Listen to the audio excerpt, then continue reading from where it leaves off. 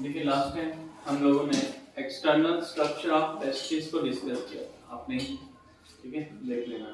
External structure of testis हम लोग last time पे डिस्कस कर चुके थे। अब हम बात करेंगे इंटरनल स्ट्रक्चर ऑफ टेस्टिस। जब हमने टेस्टिस की बात की थी तो टेस्टिस के बारे में हमने क्या कहा था, it is a small rounded Oval shape structure, ठीक है, and it is covered by A fibrous layer, जिसे हम क्या कहेंगे, फाइब्रस लेयर को ट्यूनिका एल्बुजिनिया कहेंगे। तो यहाँ पे इंपॉर्टेंट नोट कर लीजिए that testis is small oval structure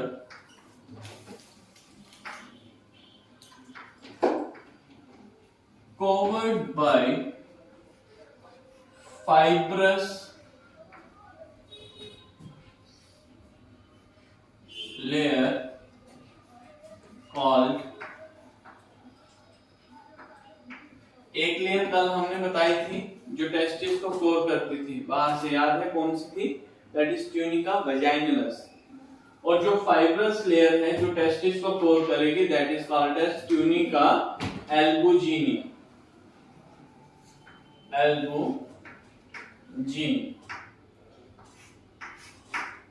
तो स्ट्रक्चर देख लेते हैं कैसा है internal. This is a small oval structure, completely draw करूंगा क्योंकि मुझे इंटरनल भी इसको ड्रा करना है। तो जब भी आपको ड्रा करने के लिए आए तो आपने सेम इस तरह का ही पैटर्न फॉलो करना। यहां से जो टेस्टिस की जो कवरिंग है, फाइब्रस कवरिंग जो हम कह रहे हैं, वो इसके साथ में रहेगी, जिसे हम क्या नाम देंगे, ट्यूनिका एल्बुजिनिया। साथ साथ में लेबल भी करेंगे, this is called as tunica albuginea, tunica albuginea. Clear? इसके बाहर से जो कवरिंग एक और रहती है that is called as tunica vaginalis. कौन सी कवरिंग होगी बाहर से, ट्यूनिका वजाइनलस। एक और कवरिंग हमारे पास इस टेस्टिस को बाहर से कवर कर रही होगी that is called as tunica vaginalis. अब यहाँ पे जो टेस्टिस के साथ में जो फाइब्रस लेयर है, इस लेयर की खास बात क्या होती है कि इसमें अंदर की तरफ इन फोल्ड्स देखने को मिलते हैं। ये क्या करती है, थोड़ी अंदर की तरफ इन फोल्ड्स बनाती है और सेप्टम बनाती है, मतलब छोटे छोटे रूम्स अंदर बनाएगी। तो इसके जब इन फोल्ड्स होंगे तो कुछ इस तरह के हमारे पास यहाँ पे सेप्टम देखने को मिलेगा, जिसके इन फोल्ड्स हैं इसी fibrous layer. Is it clear? ये जो आपको छोटे छोटे कंपार्टमेंट्स यहाँ पे देखने को मिल रहे हैं, these are called as testicular septum.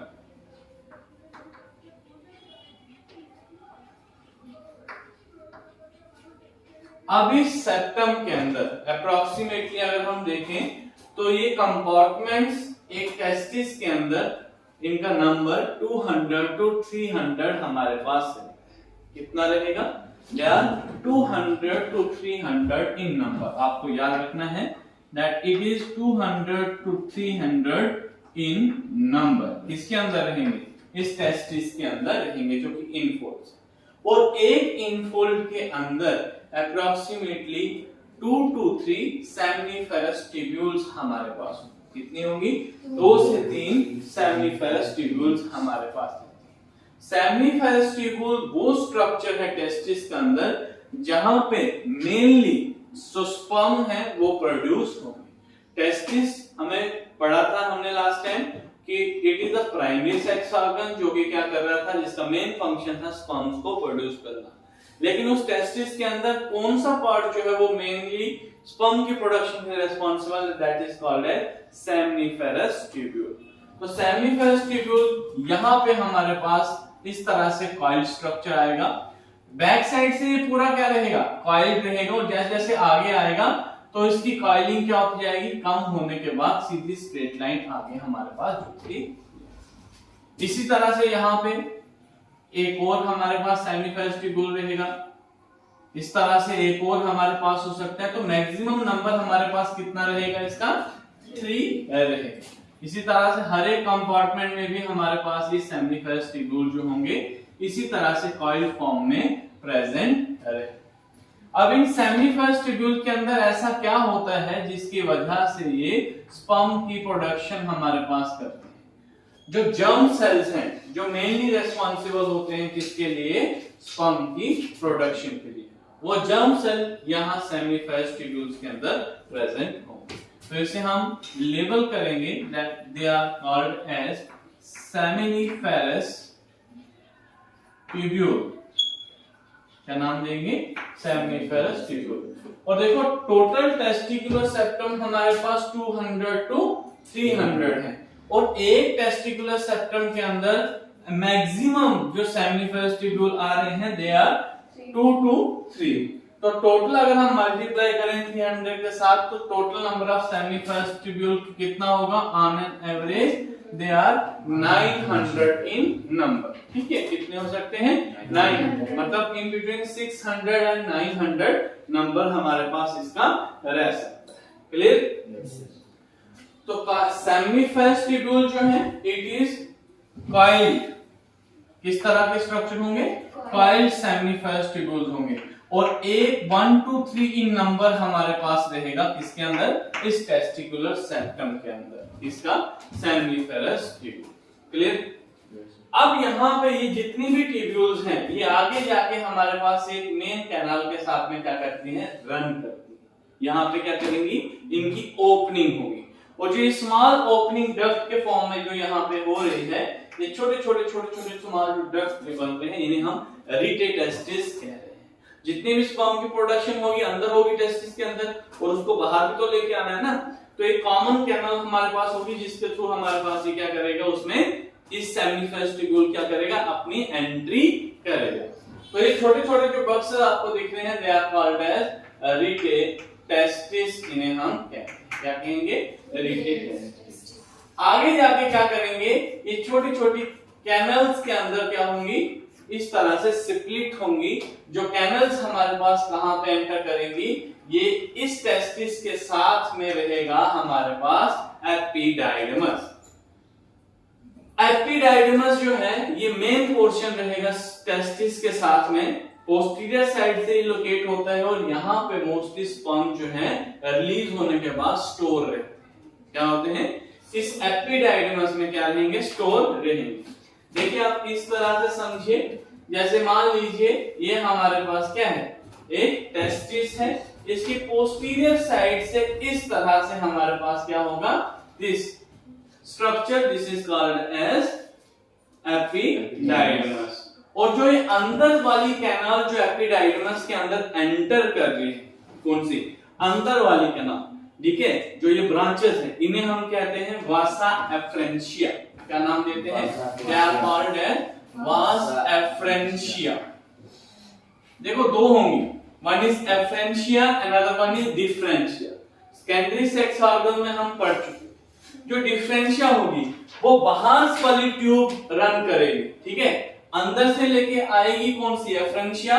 लेकिन एपिडाइडमस के आगे जो ट्यूब रन करेगी और हमारे पास पूरे पेनिस के होते हुए अंदर से होते हुए जाएगी, ठीक है, वो कैरी करेगी स्पर्म को, that one is called as the vasa differentia. अंदर वाली एफ्रेंशिया, बाहर वाली हमारे पास क्या रहेगी? डिफरेंशिया। और ये जो स्ट्रक्चर आपको यहाँ पे दिख रहा है, ठीक है, ये जो स्ट्रक्चर यहाँ पे इस तरह से मैं ड्रा कर लेता हूँ, this one, this is called as the epididymis. इसे क्या कहेंगे? एपिडाइडमस। और इसका मेन फंक्शन हमारे पास क्या रहता है? ये स्पर्म को स्टोर हमारे पास करने में मदद करता है। Is it clear? Yes sir.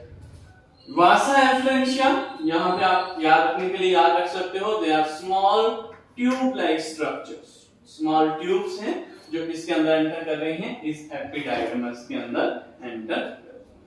तो इस तरह से आप इंटरनल स्ट्रक्चर जो है किसका ड्रा कर सकते हैं? टेस्टिस का ड्रा कर सकते हैं। एग्जाम में 3 मार्क्स का आपको ये एग्जाम में क्वेश्चन पूछा जाता है। Draw the internal structure of testis. तो इंटरनल स्ट्रक्चर ऑफ टेस्टिस में क्या क्या चीजें रहती हैं? मोस्टली जो बाहर वाली लेयर्स हैं पहले हम उन्हें बताएंगे, ट्यूनिका एल्बुजिनिया एंड ट्यूनिका वजाइनलस। जो ट्यूनिका एल्बुजिनिया है उसकी इंटरनली फोल्डिंग रहती है, जिसकी वजह से वो अंदर कंपार्टमेंट्स बनाते हैं जिसे टेस्टिकुलर सेप्टम कहते हैं। हर एक सेप्टम के अंदर 1 से 3 हाईली कॉल्ड सेमिफेरस ट्यूब्यूल्स रहेंगे जो मेन प्रोडक्शन होगी जहां पे स्पर्म्स की, और फिर स्पर्म जहां पे सेमिफेरस ट्यूब्यूल्स के अंदर प्रोड्यूस होने के बाद जो कैनल स्मॉल ट्यूब्स के थ्रू एंटर करेंगे किसके अंदर? एपिडाइडमस के अंदर, जहां पे स्पर्म क्या रहेंगे? स्टोर रहेंगे। फिर वहां से जब इंसेमिनेशन होगी, इजैकुलेशन होगी, तो यहीं से वो क्या करेंगे? रिलीज होंगे। ठीक है, समझ आ गई बात? तो यहाँ पे आप फिगर जो है वो इसमें लिख सकते हैं। जब भी आप एग्जाम में डायग्राम ड्रा करो तो उसके नीचे बेटा फिगर जरूर मेंशन कर लेना, बहुत सारे बच्चे नहीं करते। तो ये एक ड्रॉबैक रहता है कि आप फिगर जरूर, क्या आपने बनाया है मोस्ट इंपॉर्टेंट, आप उसको मेंशन करें। और लेबलिंग जो है वो एक साइड करने की आप लोग कोशिश जरूर करें। एग्जाम में जब भी आपको डायग्राम बनानी है तो ऐसा नहीं है कि पेज में जो आपके शीट्स हैं उसमें लास्ट एंड पे छोटी सी जगह बच गई है, आप वहां पे ड्रा कर रहे हो। बिल्कुल सेंटर में लेके चलिए डायग्राम। जब भी ड्रा करनी है तो सेंटर में ही डायग्राम ड्रा कर लीजिए और उसके फिर बाद में आप बाउंड्री बना लीजिए। उससे आपकी प्रेजेंटेशन भी अच्छी रहती है और डायग्राम की सीक्वेंस भी जो है वो बहुत अच्छी रहेगी। So this is the transverse section, sorry, internal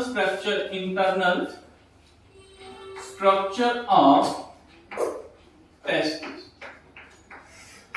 ठीक है, एक तो ये बात। दूसरा हम बात करेंगे कि जब हम सेमिफेरस ट्यूब्यूल की सेक्शन काटते हैं, ट्रांसवर्स सेक्शन काटते हैं पीएस ऑफ टेस्टिस की, तो उसमें हमें क्या देखने को मिलता है? ये तो इंटरनल स्ट्रक्चर देख लिया। अब अगर हम ट्रांसवर्स सेक्शन कट करें टेस्टिस की तो हमें क्या क्या चीजें यहाँ पे देखने को मिलती है? तो हमारे पास दो तरह के सेल्स हमारे पास यहाँ पे देखने को मिलेंगे। कुछ इस तरह से राउंडेड सेल्स हमारे पास होंगे और इसके अंदर भी दो तरह के सेल्स हमारे पास देखने को मिलेंगे। एक हमारे पास, लिखना पहले बंद कर दीजिए, पहले ध्यान दीजिए, क्यूबाइडल शेप सेल्स होंगे। किस शेप के सेल्स होंगे? क्यूबाइडल शेप सेल, मतलब क्यूब टाइप सेल्स होंगे। इन क्यूब टाइप सेल्स को हम क्या कहते हैं बेटा? जर्म सेल कहते हैं। जो ये यहाँ पे क्यूब शेप सेल्स में ड्रा कर रहा हूँ, these are called as the germ cell। Same यहाँ पे भी हमारे पास ये क्यूब शेप सेल्स होंगे जिन्हें हम क्या कहेंगे? they are called as germ cells। ठीक है, ये इंपॉर्टेंट है बेटा। ठीक है, इंटरनल जो ट्रांसवर्स सेक्शन ऑफ टेस्टिस में से देखो सीबीएसई में से 3-4 क्वेश्चन निकलेंगे और मैं बताऊंगा अभी कि कौन कौन से पूछते हैं और कौन कौन से पूछे जा चुके हैं अभी तक। ठीक है, तो आपको पता होना चाहिए। अगर स्ट्रक्चर नहीं भी ड्रा करने के लिए देंगे तो इसके इंटरनल स्ट्रक्चर में से बहुत सारे क्वेश्चन जो है वो एग्जाम में आ रहे। यहाँ पे जो ये क्यूब शेप सेल्स हैं, they are called as cuboidal cells. Cuboidal cells का इन्हें हम नाम देते हैं cuboidal cells. Mostly cuboidal cells means क्यों नाम पड़ा? क्योंकि ये क्यूब शेप सेल्स है। और क्यूबाइडल सेल्स को हम क्या कहते हैं? They are called as germ cells because their function is to produce sperms. क्या फंक्शन होगा इसका? Sperms. In between the cuboidal shaped cells, there is also present another type of cell, which is mostly triangular in shape। कौन से shape के होंगे? Triangular shape के sales होंगे, मतलब थोड़े से क्यूबाइडल शेप से डिफरेंट सेल होंगे। और ये ट्रायंगुलर शेप जो सेल्स यहाँ पे हैं, इन सेल्स को हम क्या कहते हैं बेटा? They are called as Sertoli's cells. क्या नाम देंगे हम? Sertoli's cell. तो अंदर हमारे पास अभी तक देखा दो तरह के सेल्स हैं। One is cuboidal shape cell जिन्हें हम जर्म सेल कह रहे हैं और जिनका मेन फंक्शन होता है स्पर्म्स को प्रोड्यूस करना। दूसरे सेल जो इन बिटवीन आ रहे हैं triangular shape cell, elongated form में है, उनका नाम है सर्टोलाइज सेल। और इनका मेन काम ये होता है कि ये स्पर्म्स को नरिशमेंट प्रोवाइड करने में मदद करते हैं। अब 1 मार्क्स का क्वेश्चन यहां से एग्जाम में पूछा जाता है। ठीक है, 1 मार्क्स का क्वेश्चन क्या पूछा जाएगा कि what is the function of Sertoli's cell? तो आपका आंसर क्या रहेगा? The Sertoli's cell help in the nourishment of sperm. It helps in nourishment So ये ऑलरेडी 3 नंबर्स होते हैं ऑफ क्या बेटा? So 3 नंबर नहीं, मैंने तो यहाँ पे 3 ड्रा किया ना, बहुत सारे, ठीक है, बहुत सारे होंगे, ऑर्डर जरूरी नहीं है कि यहाँ पे 3, और या सिर्फ डायग्रामेटिकली पोजीशन और स्ट्रक्चर बताने की बात है कि इस तरह से अरेंजमेंट होती है और इस तरह से इसका क्या रहता है, फंक्शन रहता है। बाकी डायग्राम जो है एनसीईआरटी पे कुछ अलग बनी है, ठीक है, उस डायग्राम को भी आपने प्रैक्टिस करना है। ये साथ में जो ये आपकी डायग्राम, हाँ मैं बता दूं, तो वो डायग्राम भी आप प्रैक्टिस करोगे, क्योंकि वो डायग्राम के ऊपर आपको जो एग्जाम है ना, उस डायग्राम के अंदर आपको क्वेश्चन आंसर पूछने को मिल सकते हैं। आपका एग्जामिनेशन में वो डायग्राम दी होगी, लेबलिंग करने के लिए नहीं दी होगी, एबीसी करके दिया जा सकता है और आपको बोला जा सकता है कि आइडेंटिफाई द पार्ट या identify the component A B C and D, आपको उसको लेबल करें, तो आपको आइडेंटिफाई होगा तभी आप कर पाएंगे। नाउ ये जितने भी हमारे पास ये सेल्स हैं, क्यूबाइडल सेल, ये सारे क्या होंगे, टेस्टिस के अंदर होंगे, और ये हमारे पास क्या होते हैं, सारे के सारे आपस में जुड़े रहते हैं। क्या रहते हैं? जुड़े रहते हैं। और इसको कौन जोड़ेगा हमारे पास? Interstitial connective tissue. एक कनेक्टिव टिश्यू है जिसकी वजह से वो सारे सेल्स क्या होते हैं, आपस में कॉम्पैक्टली अरेंज होते हैं। तो हियर इज इंटरस्टिशियल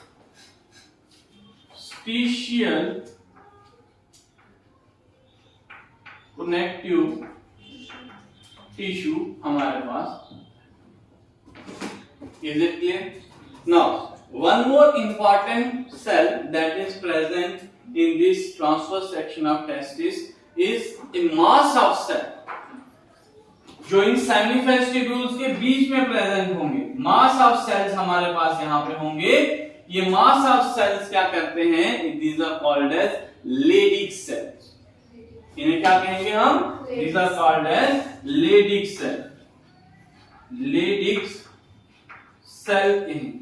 और लेडिक सेल का मेल इंपॉर्टेंट रोल होता है मेल सेक्स हार्मोन एंड्रोजन को प्रोड्यूस करना, that is called as testosterone. कौन सा हार्मोन रिलीज करेगा? टेस्टोस्टेरोन को प्रोड्यूस करेगा। टेस्टोस्टेरोन का क्या फंक्शन होगा? जो सेकेंडरी सेक्सुअल कैरेक्टर्स होते हैं मेल्स के अंदर, ठीक है, उनके लिए रिस्पांसिबल हमारे पास टेस्टोस्टेरोन होता है। तो आप लोग देखते हो जैसे जैसे आप बच्चा जो है वो प्यूबर्टी की एज में होता है, प्यूबर्टी से जब अडल्ट बनेगा तो उसमें बॉडी के अंदर बहुत सारे चेंजेस आते हैं। वॉइस में चेंज आएगा, बॉडी के स्ट्रक्चर में चेंज आएगा, रिप्रोडक्टिव ऑर्गन्स डेवलप होंगे, दाढ़ी आनी शुरू हो जाएगी। तो वो क्या है? हार्मोनल चेंजेस है, ठीक है। तो वो रिप्रोडक्टिव हार्मोन जो एंड्रोजेंस हैं, ठीक है, वही हमारे पास उन चेंजेस के लिए रिस्पांसिबल रहते हैं। क्लियर है? Yes sir. तो this is the internal structure. इसके आप फिगर लिख सकते हो, that is TS of testis. और ये जो डायग्राम थी, this is internal structure of testis. जब टीएस ऑफ टेस्टिस का हमने देखा, ट्रांसवर्स सेक्शन को कट करके देखा, तो हमारे पास वहां पे लेयर ऑफ सेल देखने को मिली, जिसे हम जर्म सेल कह रहे हैं, और जो क्यूबाइडल शेप है। इस तरह से बहुत सारे होंगे, मैं यहाँ पे 3 ही बता रहा हूँ, लेकिन बहुत सारे हमारे पास होंगे। इसकी एक स्लाइड भी आपको प्रैक्टिकल के लिए एग्जामिनेशन में है, मैं स्लाइड भी आपको लैब के अंदर दिखाऊंगा। उस वहां पे आपको सेम इस तरह के क्यूबाइडल शेप सेल देखने को मिलेंगे। हालांकि वहां पे इतनी रेजोल्यूशन में क्लियर नहीं होगा, लेकिन आपका स्ट्रक्चर अगर ये दिमाग में रहेगा तो आप आसानी से आइडेंटिफाई कर सकते हो कि ये जो डायग्राम जो हम देख रहे हैं माइक्रोस्कोप के अंदर, जो structure, that is the transverse section of A testis. 2 तरह के सेल्स हैं, क्यूबाइडल शेप सेल जिन्हें हम जर्म सेल कह रहे हैं, और लॉन्ग ट्रायंगुलर शेप सेल जिन्हें हम सर्कुलर सेल्स कह रहे हैं। जर्म सेल का फंक्शन होता है स्पर्म्स को प्रोड्यूस करना, सर्कुलर सेल्स का होता है उन स्पर्म्स की प्रोडक्शन में मदद करना, उनकी नरिशमेंट में मदद करना। एंड इन बिटवीन देम हमारे पास मास ऑफ सेल प्रेजेंट है जिन्हें हम लेडिक सेल कह रहे हैं, और उसका फंक्शन है टेस्टोस्टेरोन हार्मोन को क्या करना? प्रोड्यूस करना, ठीक है। एग्जामिनेशन में यहां से क्या स्ट्रक्चर आएगा? Internal structure of testis, 3 marks का, उसको आइडेंटिफाई करो और लेबल करो। आपकी जेब में 3 नंबर चले जाएंगे। देन 2 मार्क्स आपको यहां से पूछ सकते हैं, what is the function of Leydig cell, what is the function of circular cell, and what is the function of germ cell. किसी भी तरह से पूछ सकते हैं, तो आपको तीनों की यूटिलिटी पता होनी चाहिए। तो नाम जो मार्क्स हैं आपकी जेब में रहेंगे, आपसे बाहर नहीं। लेकिन इसको एक बार पढ़ना, क्योंकि बार बार लेडिक सेल और सर्टुलाइज सेल में बच्चे कंफ्यूज होते हैं, या सर्टुलाइज सेल और लेडी सेल ध्यान से एक बार पढ़ लेना ताकि कंफ्यूजन बाद में ना आए। अभी तक जो पढ़ा है उसमें कहीं पे कोई डाउट लग रहा है? No sir. क्लियर है? यस अब ये डायग्राम जो है आप लोग ड्रा करो।